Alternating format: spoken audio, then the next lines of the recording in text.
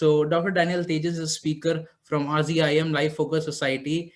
And after completing his undergraduate course in economics, politics, and sociology, he completed his master's in philosophy with a gold medal from Madras Christian College.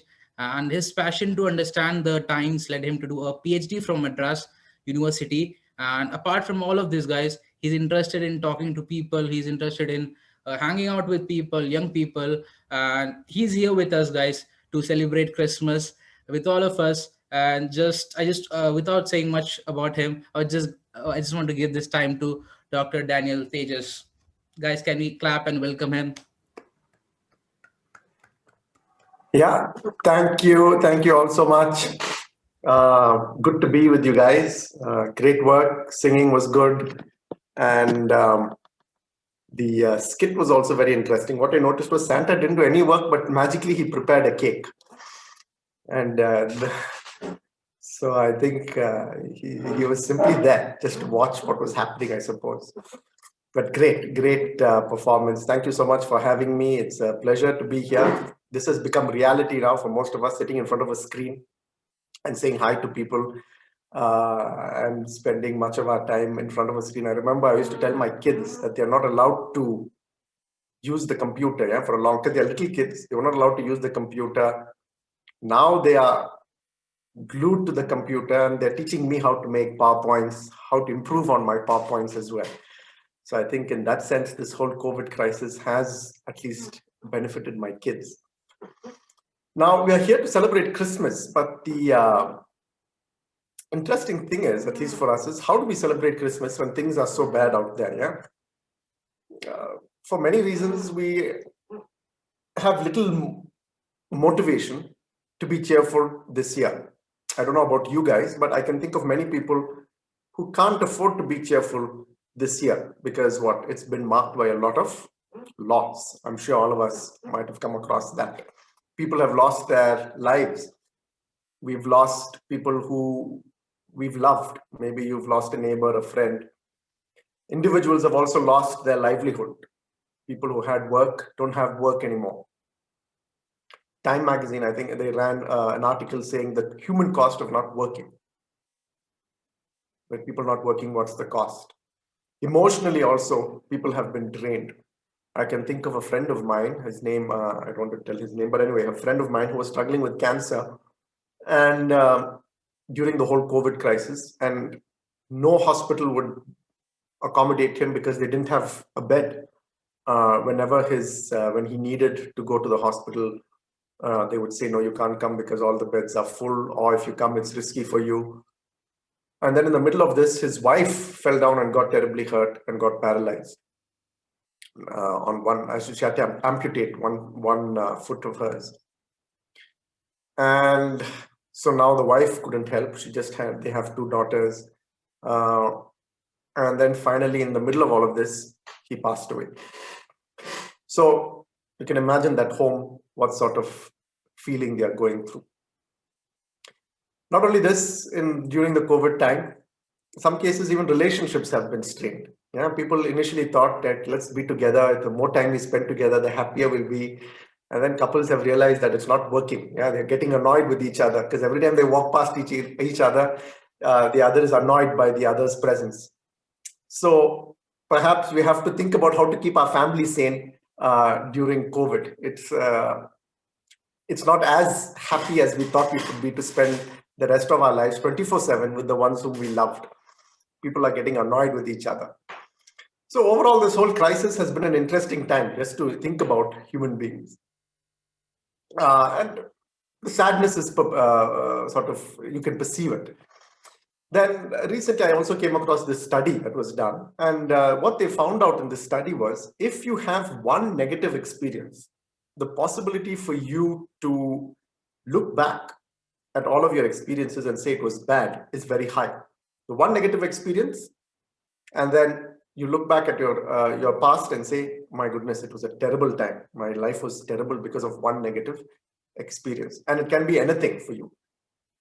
It can be a relationship, like one bad relationship. You look at all your relationships and say it was bad. One bad day in the week, the whole week was bad almost for you. So we have this tendency to look at life like that. One bad experience, everything is bad. So what they did was, in this study, they got a couple of people, let's call them group A and group B. So what they did was, with group A, they showed group A one very sad clipping, and then group B, neither a sad or happy clipping.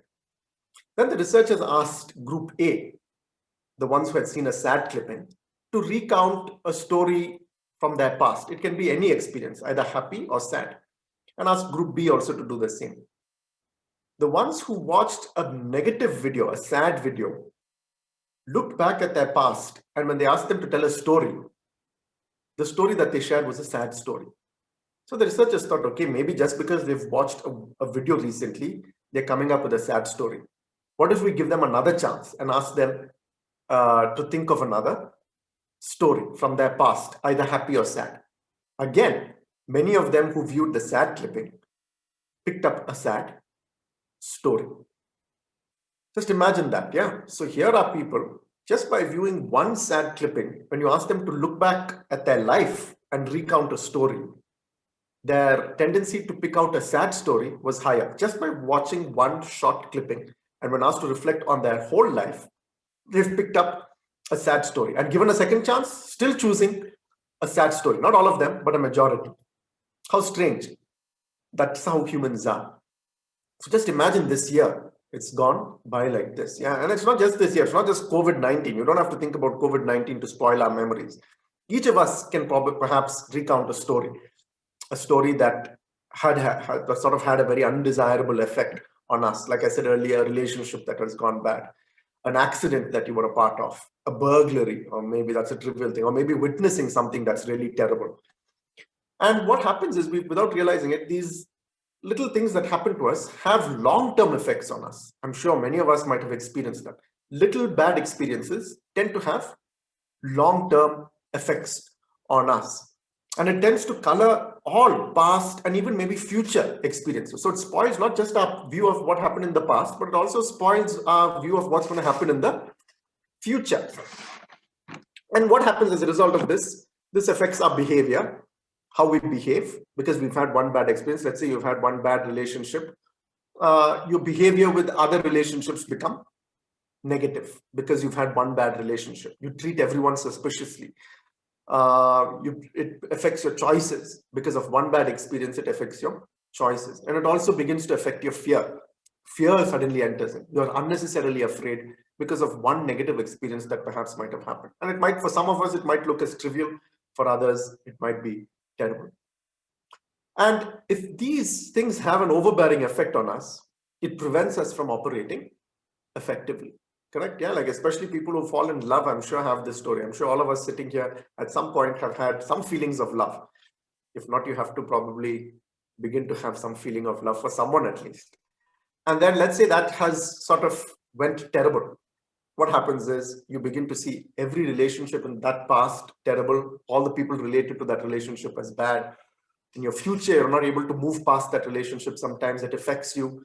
You sometimes move past it, but then slowly that fear comes in because of that one bad relationship. This is just bad relationships. I can think of several things, or you perhaps can think of several things that affect you negatively.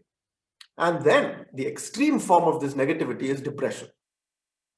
Then people get depressed because of one negative experience. And then slowly from this, the other step is, an undesirable step, is a loss of self, saying there's no need for me to exist, and they commit suicide. So this is how negative experiences work. As I said in the video, one little negative experience had such a just watching a negative thing brought up so many negative memories. So imagine going through it, how terrible it can get. I'm not sure if you watch movies or if you're allowed to watch movies, but I like to watch movies. Yeah. So recently there was a musical that came out. It was a Netflix movie, and the musical was called Jeronicus Jangle. You should watch it. It's a fun movie. The music is great. It's a lovely musical.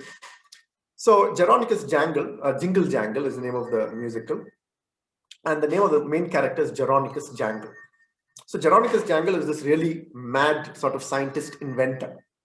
And then he's at the threshold of his success. He's going to create something that's fabulous. And then he has this apprentice, this guy who's working with him, a younger guy. And suddenly this apprentice decides to steal everything from him. He's just about to discover something wonderful, probably his best creation. But this apprentice who's helping him steals that thing and steals even the book that he had been writing all along, his book of inventions. When this happens, Jeronicus Jangle loses hope. He has no hope now. To make things worse, his wife dies. And then finally, because his wife dies, his whole excitement of inventing things was also lost because his trusted apprentice steals something. He has a little daughter. Daughter grows up. He's not able to have a proper relationship with his daughter. And so things slowly begin to fall apart with his daughter as well, just because of this one thing that happened in his life of this apprentice stealing. And so the daughter grows up and leaves him. In fact, he asks her, you leave. If you want to do well in life, you have to leave, because if you're with me, things are not going to go well. Everything is falling apart. He loses hope. He's beginning to live a very substandard life. From being this wonderful inventor, where all these people, young children especially, coming to see him create wonderful things, he lives a very substandard life. Now he's almost working like a repairman, just repairing things in a shop, from being this wonderful inventor. He's not fulfilling his ultimate purpose, the purpose for which he was created. So what happens is, seeing this lack of interest, a friend tries to rekindle hope in him. And she sings this song. And these are the words of that song. Just because you fell down, don't believe you can't pick yourself up again. Just because it looks broke, don't believe it won't turn around and mend again. Just because it's lost, even if it's your fault, you can find your way back home. You got to stay hoping. You got to stay open. You got to keep hoping. And I know that things can change in your life. Just imagine, one little thing has happened in his life and everything begins to crumble. I'm not sure if you can relate to things like this, but I can relate to such things. And I know people who can relate to such things. But it's interesting what the friend thought. The friend thought that the only possible hope for this guy is that he rekindles hope in him. I don't know where you are in your life right now, and how can you rekindle hope? Because without hope, basically life becomes a series of meaningless activities. Getting up in the morning and just doing things for the sake of doing it. Then our memory of the ideal self, you might have imagined yourself becoming something in life. And without hope, you begin to lose that idea of yourself. I need to achieve this thing in my life, this distant dream that I've been working towards. Hope is lost, you lose that dream as well. And in fact, to some extent, that dream becomes a burden. And so you give up. And so what happens is, people like this, they settle for something really lesser, something smaller. And then they don't do what they have been created to do, or what they could have achieved. They give up because of this bad experience that they've had in their life. So what psychologists are suggesting is that if you're in a situation like this, in a terrible situation where you've had a negative experience, and that negative experience has now colored all your life, made everything look negative, past, future, everything is looking blurry and negative. Psychologists are saying, try to recreate a positive, vivid memory. Go back in your memory, go back in your past, and see if you can remember one happy experience in your life. And if you can remember one happy experience, recreate that memory so that you can imagine yourself to be in that situation again, and maybe that might create hope. So look for something past, look for something in the past, a happy memory, a vivid happy memory, and maybe that can create a sense of meaning. Now, what is this positive memory? Is there a positive memory like this for all of us? Maybe some of us can think of a positive memory like this, well and good, that might help you. But there is one memory in the past which all of us can relate to. And I would suggest that that's precisely the reason we celebrate Christmas every year. The reason we celebrate Christmas every year is to recreate this positive, happy memory. And what is this positive, happy memory? Every year, this is a great opportunity for us. A year comes, we've had a bad year, coronavirus has come, and then Christmas arrives. What do we do now? And I think Christmas is perhaps a possible solution to creating this happy memory that can change our lives ultimately. So what is this happy memory? The happy memory is that God is born into this world. It's a strange thought, yeah? God being born into the world. it's a fascinating thought.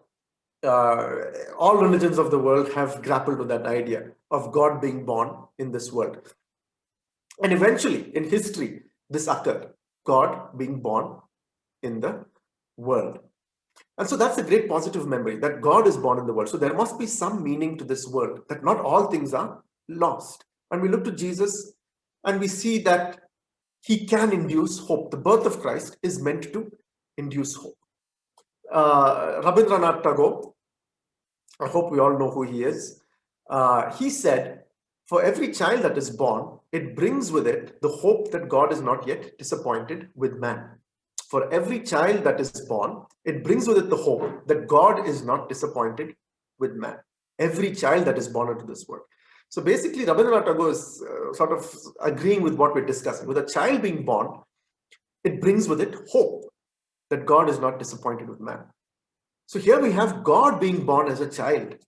And so that's even a more fabulous idea, that with every child, there is new possibility, new hope, new positive memory to be created. But here we have God itself is being born as a child, adding value to new hope, new possibilities, and new positive memory. But then the question is, if Tagore says for every child that is being born, God is not disappointed with man, but why should God be disappointed with man? Yeah, that's a question that many people ask. Why should God be disappointed with man? For a time being, let's discard God and say, okay, let's put God to the side and say, even if God is not disappointed with man, man itself is disappointed with man. You open the paper every morning, you'll see complaints. Everyone is complaining about someone else. Man is complaining about politicians. Politicians are complaining about some other politician. Someone has been raped. Man is disappointed with man. Humans are disappointed with humans. So it's not just God. So imagine how much more God could be disappointed with man if man itself is disappointed with man. Full of disappointment. The newspaper, basically, if you put on a TV channel, they thrive on disappointing news. Yeah, everyone is like, people are like, news channels are looking for disappointing stories, and there's so much, and that's breaking news. One more disappointing story. And so even if God is not disappointed with man, man is disappointed with man. Even so, now we can imagine how God could be disappointed with man. And in this context, even if you think about the virus, it is partly we have to be disappointed with man. It is a creation completely of a mismanagement of what humans have done. And in this context, God is being born saying, I am not disappointed with man. That's a strange thing. It's a controversial thing, actually, to think about it. That God's coming and saying that, okay, here's all the news saying we are all disappointed with each other. And then suddenly he enters the system, and according to Tagore, he's born and he says, I'm not disappointed with man. It's a strange thing. It's not just man being disappointed with man. God is not disappointed with man. But the other thing is, sometimes we are disappointed with ourselves. So once I was speaking at this engineering college, and then the talk was a general talk. And in that talk, the question that I was asking people was, who am I? Answer that question. So basically a question of identity, how identity plays a role in our lives. So I basically asked all the students in this college to write down the question, who am I? And answer it in many ways. And how many different ways can they answer that question, who am I? So everyone was busy writing, and then we had a discussion after that. The class finished, and we were all walking out. Students were walking out, and then a girl was standing at the end, waiting for everyone to leave. And then she came up to me and she said, "You know what? You asked all of us to answer this question, who am I? I was just acting like I was writing, answering this question. But honestly, I don't know who I am. I don't know who I am." So I said, "What do you mean? How can you like not know? You're someone's daughter. You're several other things, right?" "Yeah, I'm all of that, but I don't know who I am. I've lost myself." So I asked her, then she said, "Can I share a story with you? But you should keep it. Can I share this story with you about myself?" And so we were standing there together as a group. And then I asked her, "Do you mind if everyone?" She said, "No, I don't mind everyone listening to this story." And so she shared her story. So she said, basically, I had this relationship with the guy. I loved him completely and thoroughly. I gave myself completely to him because I trusted him. And then eventually I found out that he was having a relationship with someone else simultaneously. And because of that, my whole life crumbled. And then trying to overcome that terrible feeling, what I did was I started drinking and then doing drugs. And not only that, I thought maybe I'll jump to another relationship and maybe that relationship will make me feel better. And so from one relationship to the other relationship, she kept giving herself away. And then she said, now that I've given myself away to drinking, to so many different relationships, all sorts of relationships, I don't know who I am. So then I asked her, do you think you can forgive that boy who has done something to you? She said, yeah, let him live happily. I think I can forgive him. Then I asked, can you forgive yourself? She said, no, not possible. I can't forgive myself. Then I asked, do you think God can forgive you? I don't know whether you believe in God or not, but do you think if you believe in God or whatever, do you think he can forgive you? She said, for sure, impossible. He can't forgive me. Again, maybe this is the kind of disappointment many of us are going through in our own lives. But in the midst of all of this, I said, if you don't mind, I'd like to take you to a verse in the Bible, and it's from Zephaniah. And I said, in the Bible, there's an interesting verse that says that God will sort of play over you and enjoy you even in your situation like this. That's another reason why we celebrate Christmas. That you might be disappointed with yourself, the world might be disappointed with you, but God is not disappointed with you. Now there you have a positive, happy memory. If you have a negative memory that has colored all of your past experiences and made you look terrible, or made your life look terrible in the past, making your life look terrible in the future, here you have someone who says, even if you can't forgive yourself, even if others are not going to forgive you, I will forgive you. He is born into this world. He is born into the disappointment. God is born into each one of our disappointments, and he says, I will give you hope. So in the midst of all of this, so now is precisely the time we should be celebrating Christmas. Even though we're disappointed with the world, we're disappointed with how things have gone, God is born in this world. He has the ability to recreate positive memories in your brain and in your mind. He can do it. But the interesting thing here is God is not just born in the world. He is also born in you. That's a strange thing, yeah. He's not just born in the world, but he's also born in you. Now, as I said earlier, the birth of any child signifies new beginning, new hope, new opportunities, right? You pick up a child, you look at it, and you're like, wow, man, this child has new beginnings, new hope, new opportunities. Now, I think what Christ does is also similar to that, to what he does to us. Like even the uncle in your house who's the most cranky man. Yeah, he's always negative in his life, always like the uncle who's the killjoy in your family. If you're having a nice get together, he comes and spoils your fun. But let's say your cousin or your sister gives birth to a child. Even that cranky uncle, that uncle who's an irritating man, will look at this baby and smile. Because children have the ability to create positive feelings in us, new hope, because it says new hope, new beginning, new opportunities. That's what it has, the ability. And like I was like some years ago, I was teaching, and so I just had my child was born, my son, and so I couldn't go to class. So what I would do is I would have people come over to my home and attend classes at home. So there was this one group that came to my class to attend one of my classes at home, and my baby was lying there, and she picked up the baby and she looked at the baby and said, I wish I hadn't lost my innocence. Just looking at this baby, just picked it up and she held it and smiled at it and said, I wish I hadn't lost my innocence. What a strange thing. Just looking at a baby, she had the ability to say, I wish I hadn't lost my innocence. So children have the ability to induce positive memories in us, even in that state, even in the state of saying, I don't have innocence, but I wish I hadn't lost my innocence, full of enthusiasm and dreams. And I think all of us, in most cases, we can say we have grown up and we all have some mixed bag of experiences, some terrible, some hidden, some we haven't told anyone, some sort of thing like that is there in all of us, including myself, I'm including.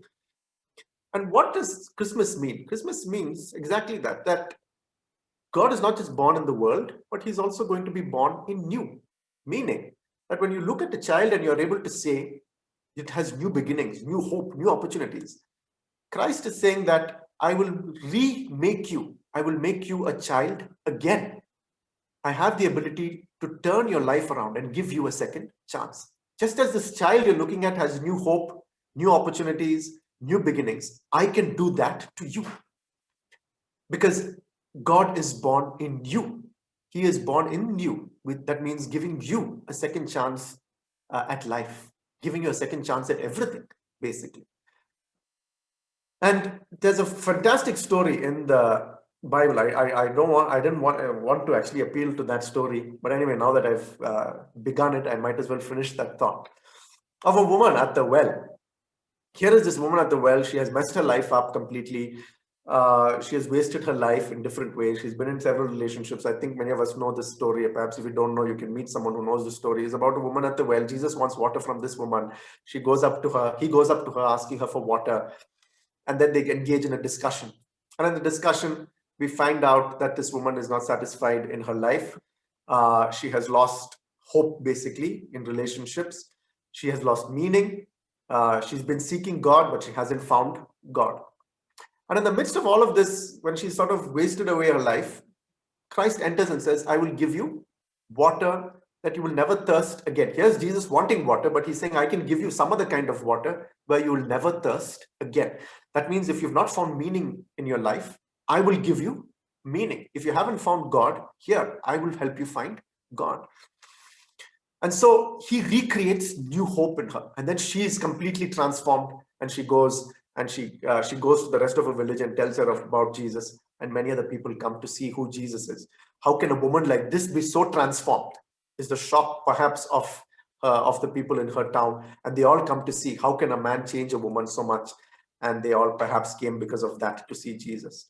There are several stories like this where Jesus recreates people. So God is not just born in the world, but he's also born in you. And that is why we celebrate Christmas. So I want to end with this story. I'm sure you have heard this story somewhere or you've read it. So there was a man who was drowning. Yeah, and there was a flood and he was drowning in this flood. And so he thought, okay, now that anyway I'm going to die, it's a good chance for me to challenge whether God exists or he doesn't exist. And so he made this challenge and he said, God, if you exist, you'll come and save me while I'm drowning. And if you don't come and save me, I know that you don't exist. A challenge to God. So while he has made this challenge to God, he thought, okay, this is a great time for me to challenge God's existence. He's sitting there and waiting for God to come. A helicopter arrives and throws a rope. And then he says, okay, guy, hold on to this rope. You're going to drown. I've come to save you. But then he screams at the guy and says, you know what? I've challenged God. I want to know whether he exists. If he exists, he'll save me. If he doesn't exist, he won't save me. So I'm waiting for God to save me. So the guy in the helicopter is forcing him. Come on, man, just hold on to this rope and be saved. Finally, the helicopter gives up because the wind is terrible and he moves on to save other people. So this guy is there in the flood struggling and saying, God, if you exist, save me. If you don't exist, I know you won't save me. Then suddenly a boat comes, a boat. And in that boat, a man reaches out and says, hey, hold on to my hand. I've come to save you. Get onto it. He says, I'm not here waiting for you. I've prayed to God. If he exists, he'll save me. If he doesn't exist, he won't save me. I've challenged God on this. So the guy says, come on, quickly hold on to my hand. I can save you. The guy gives up because the flood is rising. He says, okay, I have to go save other people. He leaves. So finally what happens is this guy drowns and he dies. And then to his utter shock, after he drowns and dies, he finds himself in God's presence in heaven. And then he's shocked. And he's not just shocked, now he's angry with God. What's wrong with you, God? Because I was there challenging your existence and you didn't even bother to save me. Why didn't you save me? Why didn't you come? He's furious with God. Why didn't you save me? And God was like, what's wrong with you? I actually tried to save you. I sent you a helicopter and a boat, but you just wouldn't listen. So many of us are like this. Yeah. Here, God, that's what God is doing this Christmas, basically. He says, here we are all trying to find God, but then God is actually finding us. He reaches out to us. To some extent, Christmas is, God is the ladder that falls down to rescue the man. To some extent, God is the one who comes and reaches out to you to save you. And so that's what Christmas is. God is just not born in this world. He's also born in you. He's not disappointed with the world. Even if you are disappointed with yourself, even if the world is disappointed with you, he's not disappointed with you. But not only that, God is born in you, meaning that you can live like a child again with new opportunities, new hope, because he is born in you. That's why we celebrate Christmas. And we celebrate Christmas because when we're all drowning in this flood, he saves us. He reaches out to save us. He comes down to save us. So Christmas message is full of hope. So precisely now, while the world is terrible, understandable, it's a terrible time that we're living in. People have lost jobs, people have lost lives, people are living Not just COVID, there are several other things that are happening around us. And this is precisely the time for us to celebrate Christmas, because Christmas tells us God is not disappointed. God is born in you. He can renew hope. And He is that one who saves us from things. So you can pick yourself up again. You can turn around and be mend again. Even if it's your fault, you can still find your way back home. The mistakes we have made, the mistakes others have made, the mistakes the world has made is not the end of the world. It's not the end of your journey, because God loves us and He has come down to save us and come down to help us. The circumstances surrounding Jesus' birth was bad. 2000 years ago, there was a terrible crisis. Yeah, many kids lost their life around the time of Jesus. So much bloodshed. Herod just went on a rampage killing kids. And it was during that time Jesus was born. A couple of years, I think 200, 300 years later, there was another famine far greater than the one that we're experiencing now, a pandemic. Many people lost their lives than what we've lost now. And it was that time that people still acknowledged that Jesus brought them hope. So dukkha, the sense of terrible sadness, the sense of being, dukkha is a state where it's inexplicable sadness, where everything around us seems gloomy. Doesn't have to be our default position, because Christ, the birth of Jesus, represents new life, forgiveness, and hope. And that's why during Christmas time we can sing this song. I'm not going to attempt to sing it. I'll read it out to you. Oh, come thou day spring, come and cheer our spirits by thine advent here. Disperse the gloomy clouds of night, and death's dark shadows put to flight. Rejoice, rejoice. Emmanuel shall come to you. So thank you, everyone. Have a very happy Christmas.